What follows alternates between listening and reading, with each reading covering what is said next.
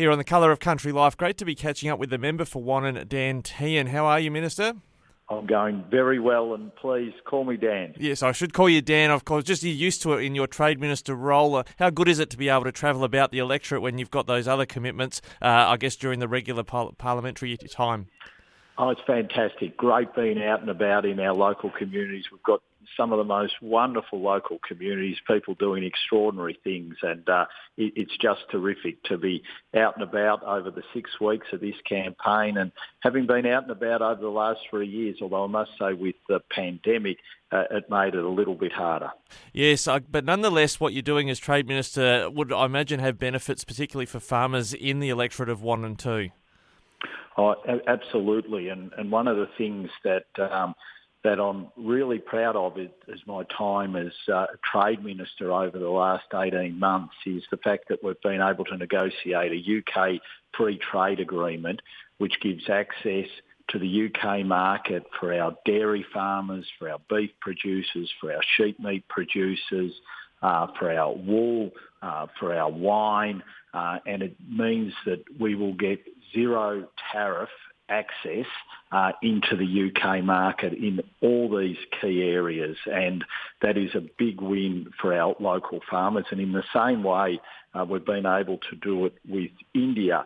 Obviously, we haven't been able with India to get as good as access as we did with the UK, but for sheep meat and wool and for our wine industry, really, really good outcomes into a market of over 1.38 billion people, and an agreement that will set us up in the years and decades to come. So being able to support our farmers through my role as Trade Minister is something that I've really, really taken to heart and really pushed, and been able to get those free trade agreements with the United Kingdom and India in that short period of time in the last 18 months is something that I've been very, very pleased to have been able to work with our ag industry to be able to deliver.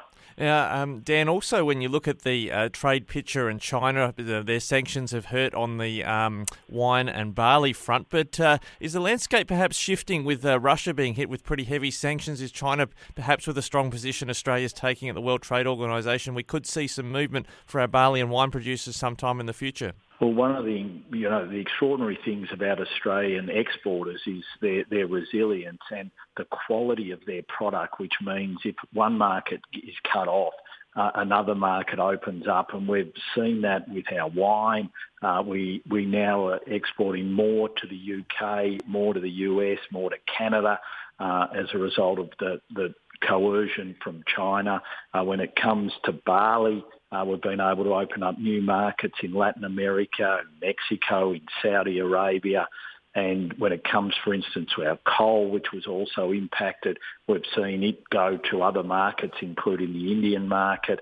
So we've seen a real diversification of our exports as a result of China's coercion. And it's on the back of the quality of the produce that we produce. And that is what the rest of the world wants. And if we keep our clean green image as a producer, then I've no doubt we'll continue to be able to export to countries right around the world. Now, turning your attention around from what we export to the great attractions we have, including in the electorate of Wannon, including the Great Ocean Road, the reopening of the borders, lifting of restrictions is going to be a positive for the tourism sector, including where the government's invested in your electorate. Oh, absolutely, and over $100 million into the 12 Apostles precinct to make it a state-of-the-art complex. It at the moment is not fit for purpose to welcome all the visitors that we get along the Great Ocean Road. Making sure, we just announced recently a funding scheme to help and support our local brewers, our local cellar doors and our local distilleries. We want to match $100,000 investment in improving those facilities. So that's another program that we've got in place. We're also marketing to get backpackers back to the country. We're marketing to get our international tourists back. So a lot going on to make sure that we're looking after the tourism side when it comes to the electorate. And Dan, your Liberal colleague James Paterson, the Senator, has been on the front foot talking about independence in this election. You've got a couple running in the seat of Wannon. What's your proposition about voting for an independent versus voting for a major party like the Liberal Party? Well, one of the things that we have to avoid is Labor, Greens, independent government, because the last time we had that, it wasn't in the national interest.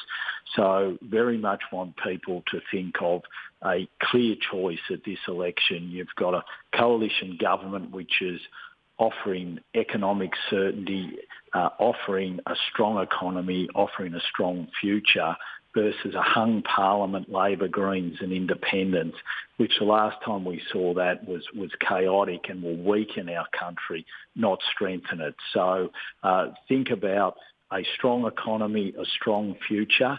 That's what you'll get with a coalition government versus a weak nation, weak economy if we have Labor, Greens and independents. And that's why we're putting such a strong case and such a positive plan to keep our economy strong, because we need that more than ever. Dan Tehan, member for WANnon, and thanks for joining us today on Flow, and all the best for the 21st of May.